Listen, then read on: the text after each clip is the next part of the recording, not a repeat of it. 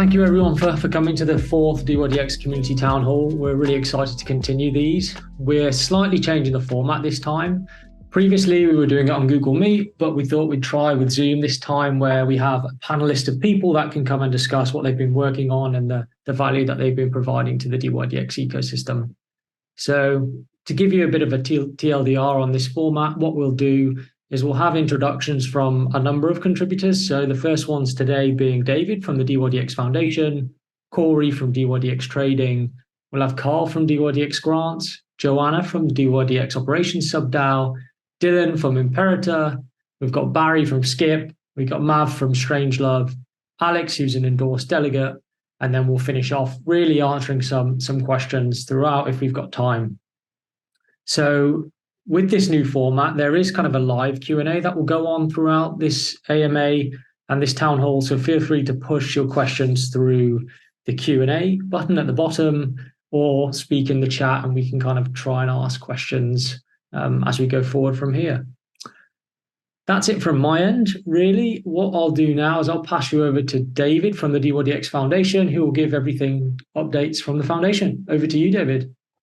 The dYdX Foundation looks forward to continuing to be present on the ground during major global crypto events. In particular, some highlights from my side.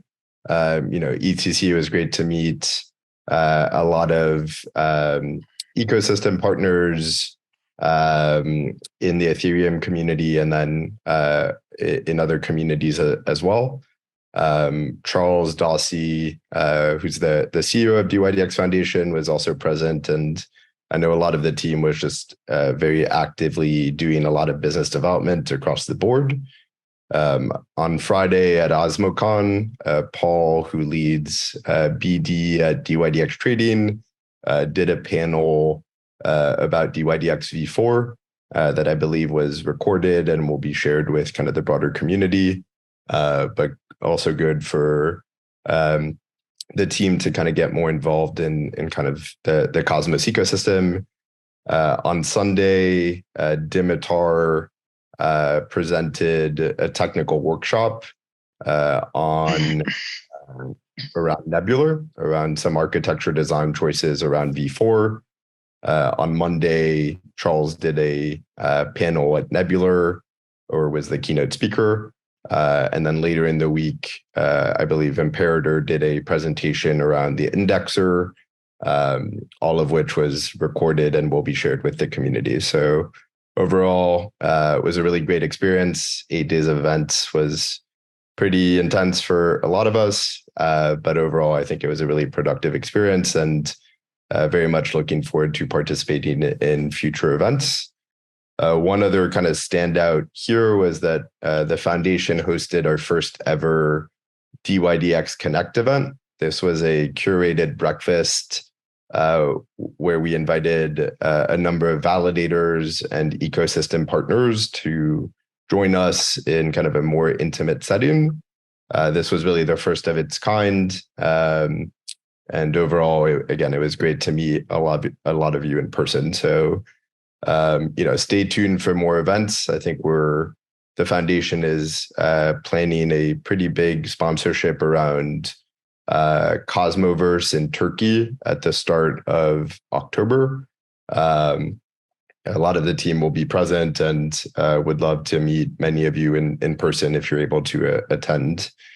Some other quick updates. So the foundation published a blog post and on the forums an update on user support. This has been a key priority for us over the last 6 months or so, to increase kind of the level of user support provided by the exchange.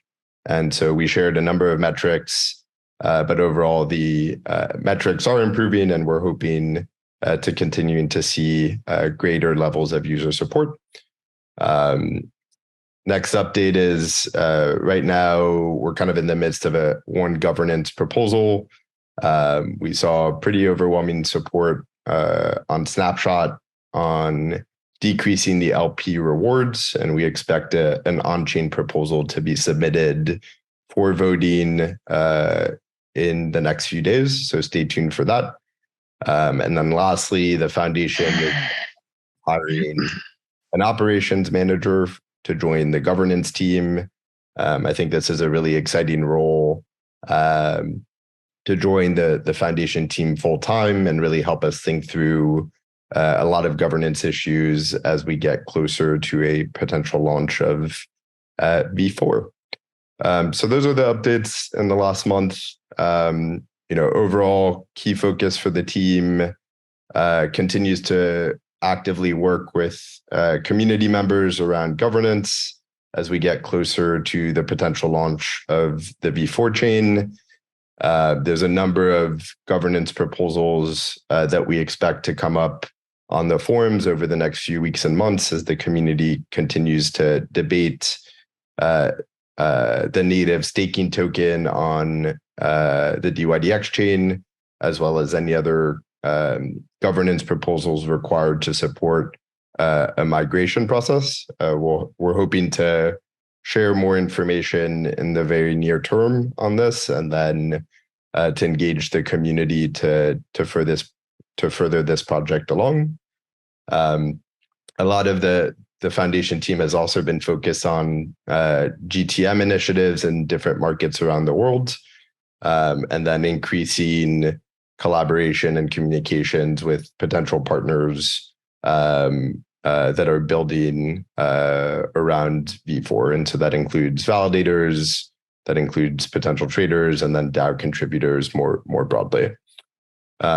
So just lastly, some call to actions for the ecosystem and community members more broadly. Please take a look at the forums, dYdX.forum. There's a lot of activity and productive discussion there. And definitely the activity pace has picked up over the last few weeks and months. I would say as we enter kind of this, we're now in kind of the 1 month into public testnet. We do expect there to be a lot more discussion around mainnet and voting for the dYdX chain. So definitely encourage everyone to get involved there. If you're interested in joining the community, one easy way to do that is to really go via grants and leverage the community cauldron and the grants program. Carl, who's on the call, will provide an update there, but they've distributed, I believe, $3 million plus to about 116 grantees. And the community cauldron, which is more recent, has also been very successful in getting funding to community members who are looking to contribute. Again, I think we expect a pretty busy summer on the governance side with a number of votes. So definitely encourage everyone to stay up to date. And also participate in both snapshot and on-chain votes. And so, I think we have a busy summer ahead, and we're always looking for community members to get involved. And so if anyone has any ideas or thoughts, my DMs are always open, and looking forward to meeting many of you kind of virtually or in person in Turkey in a few weeks. That's it on my side. Thanks, James.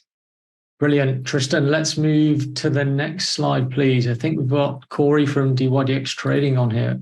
Hey, everybody. Thanks for having me on. I'm a senior product manager here at Trading.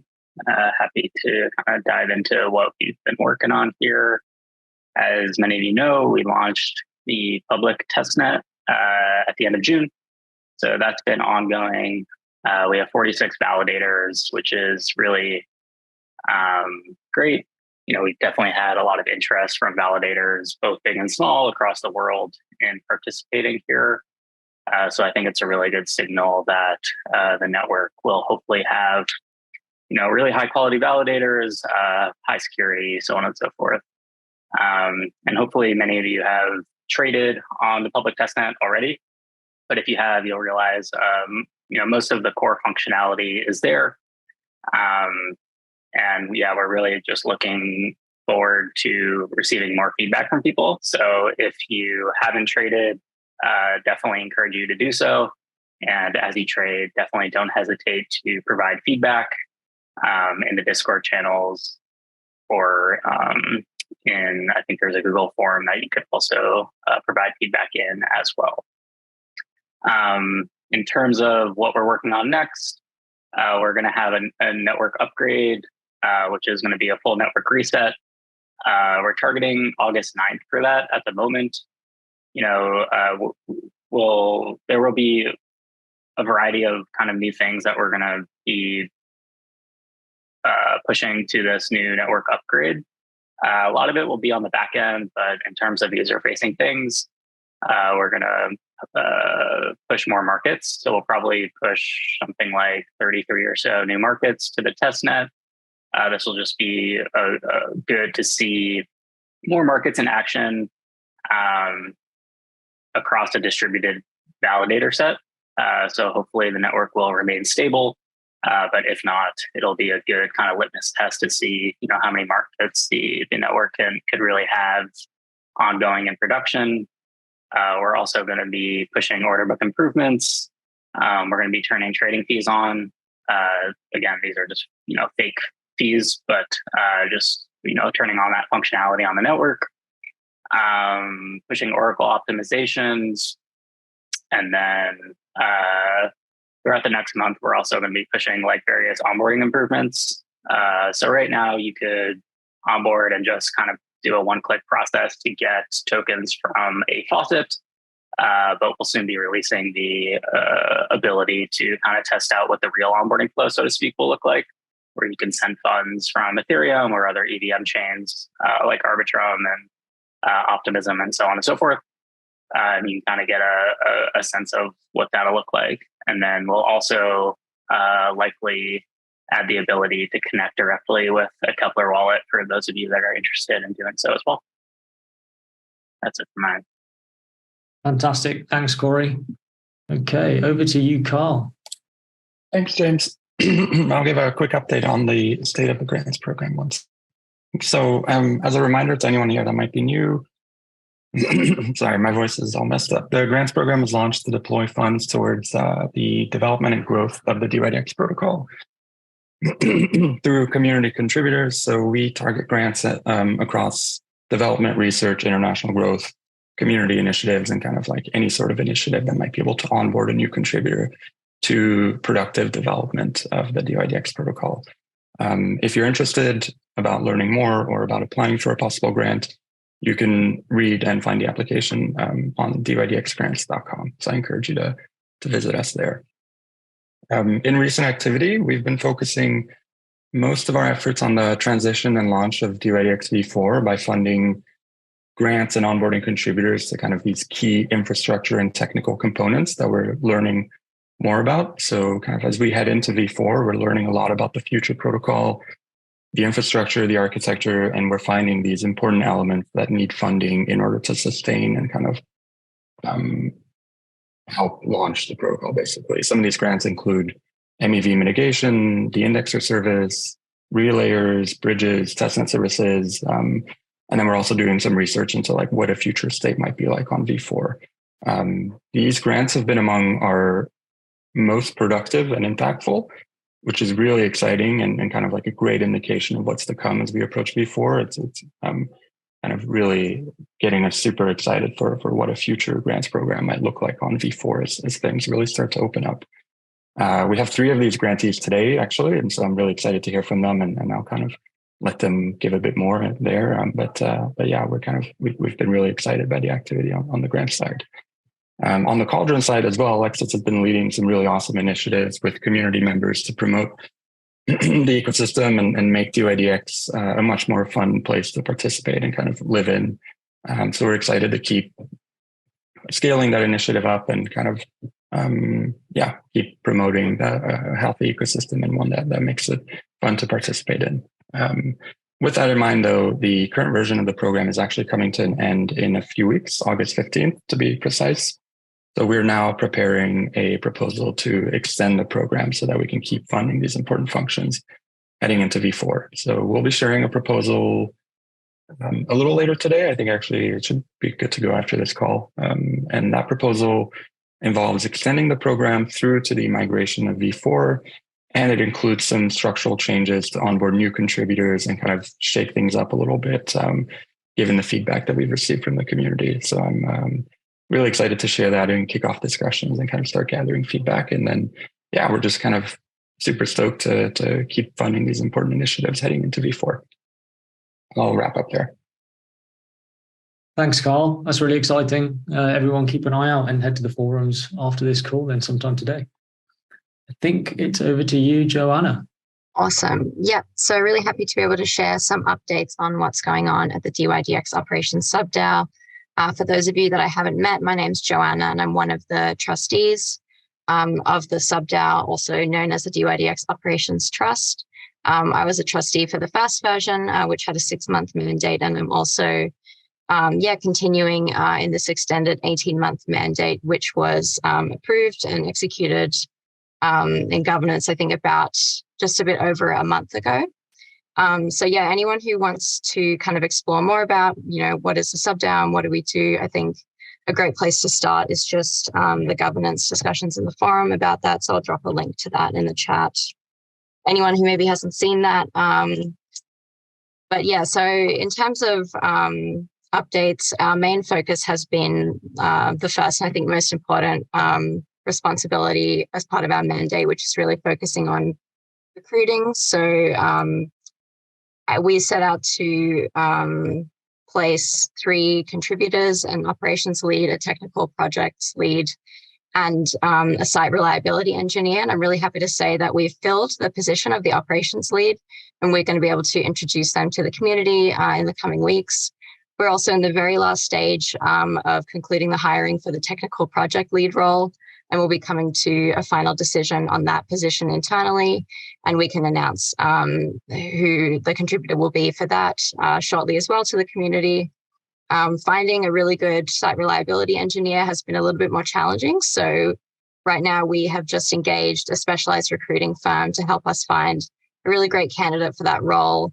And they'll be responsible, will be contributing to deploying the open source software and running of a version of the iOS app, Android app, and the website or browser front ends for the V4. Some other updates. Some of you who are active in Discord have probably seen our amazing enforcer, Immutable Lawyer, providing ongoing communications, letting people know what we're up to, and really encourage anyone who's interested to join our first fortnightly community AMA. And that's going to be tomorrow, also hosted by Immutable Lawyer. Another update is we've managed to open a bank account, which is a really big task for a DAO. That was a task that was carried over from the previous .1.0 mandate. So that's been a great accomplishment as well. And I think that's it for updates on this side. Cool. Moving on. Let's head to Dylan. Dylan, over to you. Greetings to everyone. My name is Dylan, and I'm the founder of Imperator, proof-of-stake validator operating on more than 40 chains around several ecosystems, including Cosmos, Ethereum, and Sui. And we are working on the indexer. To add a little bit of context, the indexer is one of the core components of the dYdX V4 protocol architecture alongside the front-end and mobile applications. Its goal are to reformat complex blockchain data into a simpler, easier to use format and serve data to clients in a more performant, efficient, and Web2 friendly manner. Regarding technical updates on our side, we have almost all of our resources provisioned. The indexer pipeline services are ready. The current status is that we are currently structuring our team rotations for on-call duty and finalizing the latest regional laws and regulations setup. So we are nearly ready to deploy and test everything on the current dYdX testnet. I have also did a technical workshop in Paris during the Nebular event about understanding indexer and the role indexer play in decentralization. And I think that's all on our side. I'm happy to answer any question you could have. Thanks for providing that update, Dylan. Appreciate you coming on. Barry, over to you. Hey, folks. Excited to be here. I'm Barry. I'm one of the co-founders of Skip. We've been fortunate to spend a lot of our time in the past 4 or 5 months working really closely with the foundation to try to develop a variety of MEV mitigation mechanisms for V4. Now that V4 is decentralized and relies on the decentralized validator set, it introduces the question of MEV. MEV is a very broad term for those who aren't familiar with it. You can generally think of it as the ability of validators to exploit their position of power by reordering or censoring or including additional transactions. This is the kind of behavior that can be particularly harmful in dYdX's case, where validators are only submitting order matches on chain. The matching is not actually happening on chain in consensus. And so we have to think about how we can constrain those potential abuses of power to try to ensure that folks who are trading on dYdX can have a consistent and a really good user experience. In the short term, what that has mainly been focused on is building a dashboard to measure what we call order book divergence. It's a metric that we've developed in coordination with folks at the foundation that there will be a blog post about the exact calculation, but at a high level, you can think of it as a measurement of how unusual the matches that a validator submits to the chain are with respect to what we might expect from a broad set of representative nodes that sort of could function as validators. And under the hood, it's based on differences in P&L between different accounts. So we've built out the first version of this dashboard. It's not publicly available yet, in close collaboration with the foundation, and have validated that the metric that we're tracking does in fact pick up on statistically significant bad MEV validator behavior, which is really exciting, including in the live testnet. We're going to be publishing a blog post about this and releasing the dashboard next week. So stay tuned for that. It's coming up. In the longer term, we're also working with the foundation on thinking through, beyond making folks aware of MEV and aware of validators who might be misbehaving, which is really the focus of this dashboard. What can we do in protocol to formally and provably mitigate their ability to perform these kinds of harmful behaviors?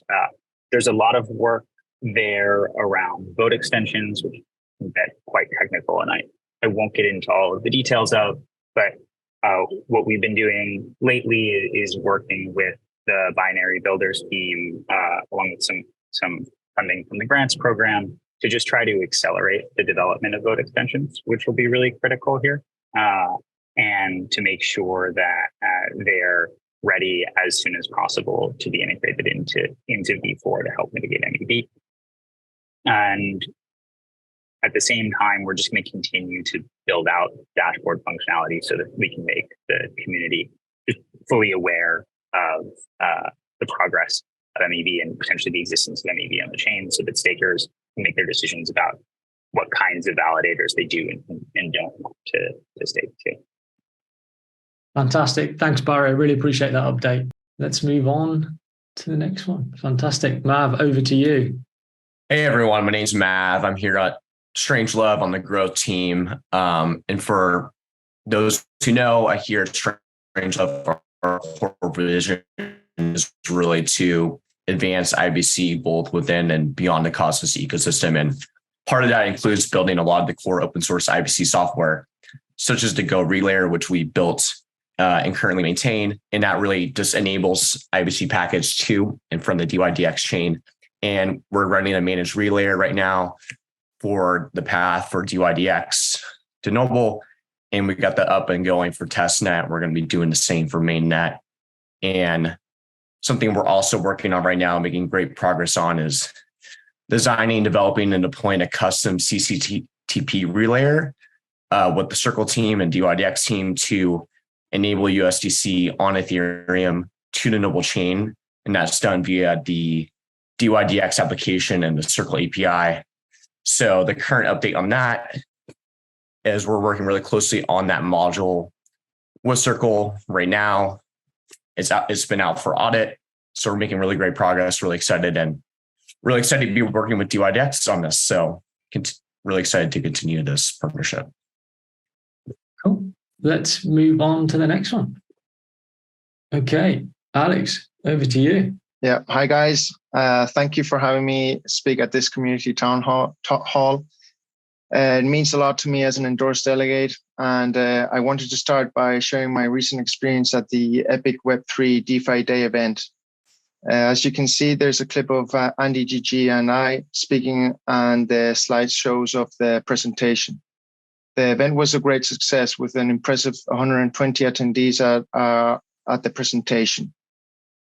We took this opportunity to announce the launch of the V4 testnet, which is a significant milestone in our journey towards decentralization. And we gave an overview of the current version of the dYdX V3, the transitioning to Cosmos, explaining the technical architecture of how dYdX V4 will work and how governance, the DAOs, SubDAOs, and the community work together.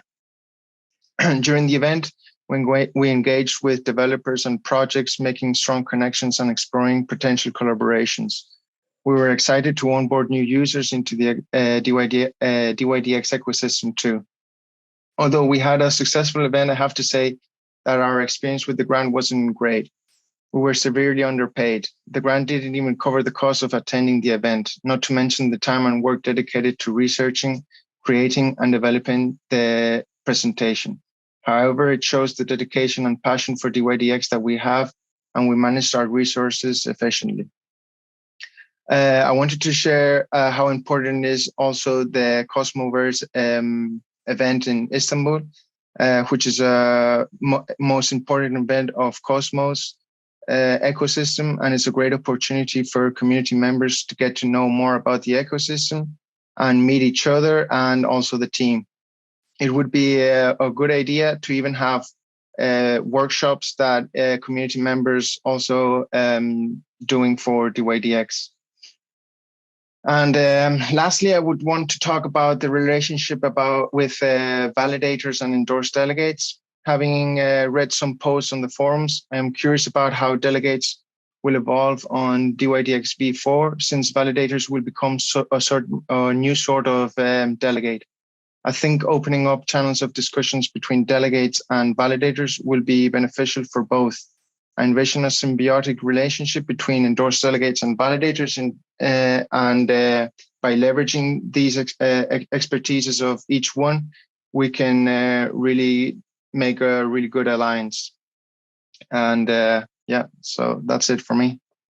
Thanks, Alex. Appreciate you doing that. I think moving on. Great. So that is the presentation for today. Really appreciate everyone asking the questions, coming on. I noticed there's 52 participants, so that's awesome.